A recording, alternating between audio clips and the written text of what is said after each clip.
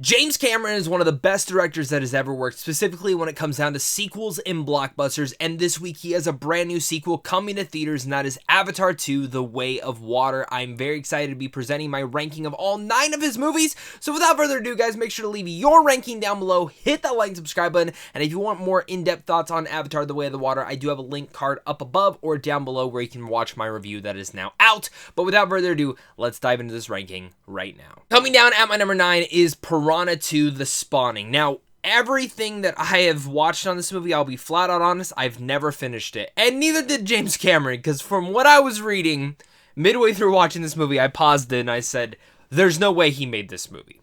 And he made half of it, because it looks like he was actually fired from making the rest of the movie. So I still wanted to include it as my last place because it is the worst movie in his filmography. Technically, he is credited as a director on this, but it is not a good movie. I've never really been a big fan of any of the Piranha movies. I've watched 1, 2, and I think there was the 3D one as well that hit theaters however many years ago. I don't like any of these movies. I think they're schlocky pieces of crap, and James Cameron maybe could have made something special with this, but if anything, it just kind of got his foot in the door to go and do other things. That's where it gets me to my number 8, which is The Abyss. I know there are actually hardcore fans of this movie, and a lot of people who actually might put this in their top 3 James Cameron movies. But for me, sadly, I like this movie, and don't get me wrong when I say this is just a good movie. Like, I think this movie and everything up, I just continue to start loving and loving, specifically everything after The Abyss. And the reason The Abyss is so low is I actually watched it for the first time this year and found the movie to be interesting. But I didn't feel like the hype really lived up to any of it at all. This claustrophobic survival story about all these people trying to go down into the trench or the abyss, whatever you want to say it, and then this whole alien subplot as well. Now, I think there's cool ideas that kind of mix and intertwine with one another, but I never truly felt like they were actually all together, and it did feel like the story was a little bit heavy-handed at times, specifically on how large scale it wanted to go. But what I will say is, while some of the visual effects definitely do not hold up, the practical effects definitely do, and I think this is actually a movie that if it were to be remade today, it actually might be even a little bit better. Great concept, but good execution. At my number 7 now, we have Aliens 2. Now, before you start freaking out and being like, Zach, that is like one of the best sequels of all time, I agree. And before you start freaking out and being like, Zach, I think that is way better than both Avatar movies or in general, I understand. I think this really comes down to, like, the rest on this list really come down to what did I grow up with and what did I not. When it comes down to Aliens, I was definitely more of a Predator kid growing up. I did not watch Aliens till maybe just 6-7 years ago for the very first time, and I liked it. I thought it was freaking awesome. It's easily the best Aliens movie. But that's just saying that. I am not a huge fan of this franchise. So, right away, this is going lower on the list, just because I prefer and have a little bit more nostalgia and memories for everything else on this list, or I just generally think it's a better movie. Aliens is a badass, kick-ass sequel that really outperforms and is better than the first one in almost every way. It's a completely different movie than the first one. The first one is more of a horror film. This is absolutely, definitely more of an action film. And I like what James Cameron was doing here. I think what he does with Sigourney Weaver in here is fantastic. I love this movie, and I really have an affinity towards it. But at the same time, I'm not huge on it completely when it comes down to nostalgia, and that's kind of one of the reasons that I do put it back on farther on the list. Again, the best Aliens movie, but I would prefer to rewatch any of the other movies on this list than this one. And at my number 6, it is the Terminator. Now, I love the first Terminator movie. I think this is a big part of my stepping stone in life when it comes down to my childhood and seeing this movie for the very first time and discovering Arnold for the very first time with my father. I think the first Terminator movie really adds a lot of added depths, and the fact of going back to watch this one, it's again the same thing that James Cameron did. The first Terminator movie is technically a horror movie. The second Terminator movie is flat out an action movie, but still contains those horror tones just as Aliens did. And I think what Cameron did here was this is a great prototype for what he wants to do. The mythology, the build-up, everything he needs to do for Terminator. And then Terminator 2, he was able to execute and bring about a stronger and bigger idea than the first one. And again, the first one is a great stepping stone that I love going back and revisiting. There's people who think Terminator 1 is still the best Terminator film of all time. I'm the person who thinks that's the second best Terminator film of all time. But man, what a powerhouse kick it is. Now, my number 5 is True Lies. I saw this for the first time about 2 years ago, I think right around COVID. The 4K release got re-released on streaming, which, can we just have an argument of saying how hard hard it is to find The Abyss and True Lies. Like, there's no Blu-ray copies of these. I know there's rumors that The Abyss might be coming out next year on 4K, which is awesome. I hope True Lies gets the same treatment, because True Lies is an amazing action movie, and it's one that I think James Cameron crafted and might be one of his most underrated movies yet in his 9 filmographies. Because, and I say this, is because when you look at True Lies, this film has everything you want from a blockbuster. It's got romance, it's got humor, it's got action to it all, and it has a great protagonist to it. A guy trying to just be a great father and a great husband, but ends up also being a spy at the center of it, and no one knows, not even his family. And it all adds to a lot of great humor and a lot of great one-liners, and I think Arnold really brings this movie to life. Every time I've gone back and rewatched True Lies since that first time of watching it, I completely adore this movie. It is just one of those ones that the second it pops up on a streaming service somewhere, you have to watch it, because it is a hard movie to watch. Unless you can find a DVD of it, which I'm personally just trying to hold out till they find a Blu-ray. On my number 4, we have Titanic. This is the 3-hour epic drama that James Cameron put out that really much a lot of people were doubting, and became one of the highest grossing films of all time. Now, I've really much been lucky that I got to see one of the 3D re-releases maybe not a couple years back. It's probably been over 5 years since Titanic had re-released. Since re-releasing it again in February, so I definitely will be rewatching it then. But this is one of those movies that I just love everything about it. Like, every time I rewatch it, the emotions of how much I love Titanic all come swelling back, and all those fantastic and amazing emotions that you get from these characters and from the events and everything of that nature. This is one of the era romantic dramas that feels like an epic in scale, and what Cameron was able to craft here is surely an amazing. He understands what audience members want to see. And I think with Titanic, what you could easily do is most people might chalk it up to be like, oh, that's just a romance movie, I don't really care about it, it's taking place on the Titanic, I know what's going to happen. But it's all the build up to that. Like, Kate Winslet and Leonardo DiCaprio have some of the best chemistry we've ever seen in a movie.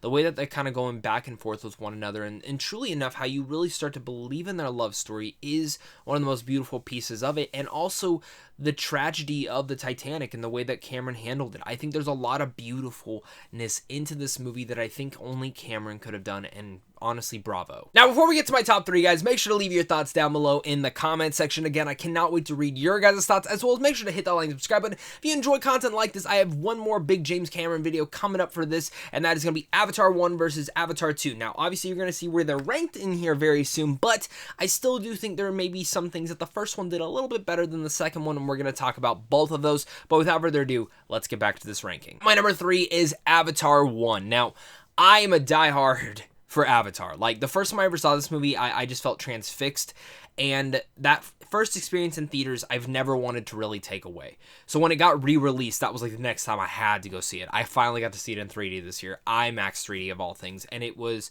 incredible.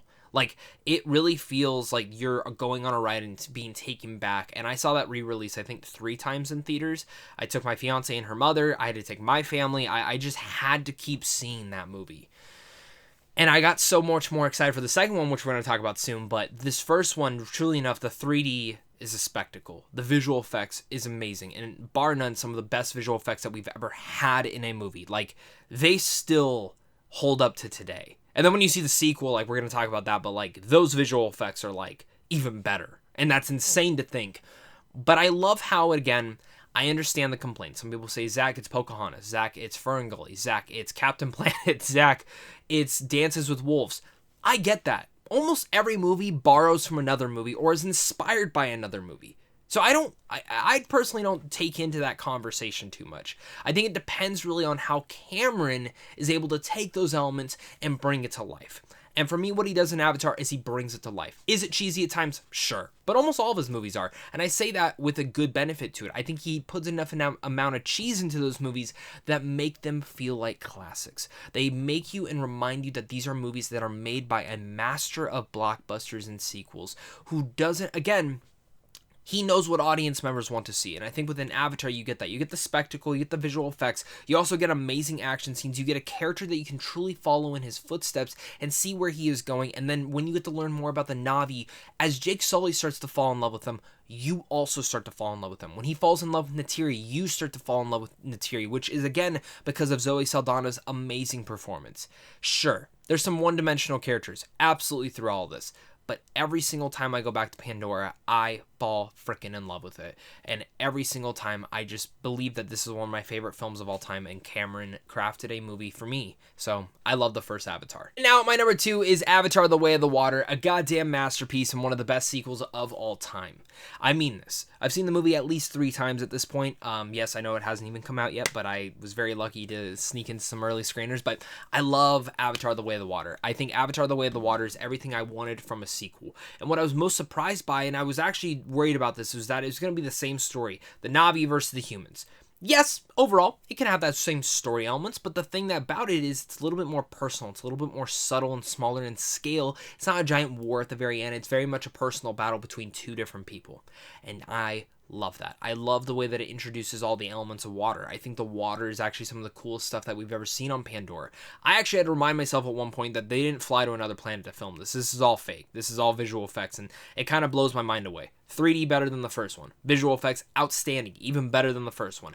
Every single thing in this movie you fully feel is real. And I do like where they took our characters and the family element of it all, seeing Jake and Natiri's kids, and they're really much actually coming to care about each and every one of them. I was actually genuinely surprised by that element, because I thought, okay, you're bringing the kids in here, that might feel a little bit cringy, but watching the movie, I fell in love with each and every one of the kids, and I loved following their story, and I loved continuing the story throughout it. Great action again, great spectacle, one of the best third acts in any James Cameron film. I actually might even argue this might be my favorite third act that he's ever created, and that's going as far to say even better than some of the Terminator movies, but James Cameron knows what he's crafting here, and Avatar 2 is everything I wanted it to be and more. I cannot wait to rewatch this thing in theaters again. I plan on seeing this at least once a week since it's in theaters, because it's a damn... It's something you have to experience in the theaters. It's just indescribable. Now, my number 1 is Terminator 2 Judgment Day. Now, this is one of my favorite films of all time. Top 5. I have big nostalgia for this movie, a lot of the reason being it was just one of the first films I ever watched with my dad, and Terminator 2 really is the sequel. And I remember that twist of thinking Arnold's coming after the kid, but then he actually defends him and that they sent him back. All those great twists, the way that Cameron brings that in. If you are someone who has never known that, I remember my reaction as a kid was like, holy shit. Kind of that whole thing of finding out Darth Vader is Luke's father. These are elements and fun twists that are added early on, at least in a franchise like that really gives a lot of oomph to certain developments that you find out. And Terminator 2, again, best action film of all time for me. Best sequel of all time for me. It's a film that continues and pile drives everything from the first Terminator film, but doubles down and makes it better. The whole entire car chase sequence throughout, like, the whole LA, like, waterway, that's just freaking incredible with the giant semi. I cannot get enough of that sequence, and I think Arnold really is, like, one of the most badass action heroes we've ever had. At any moment in this movie just feels perfect. And for me, as you watch this 2.5 hour epic, it is everything that you could want and more. And I think, again, Cameron knows what he's doing.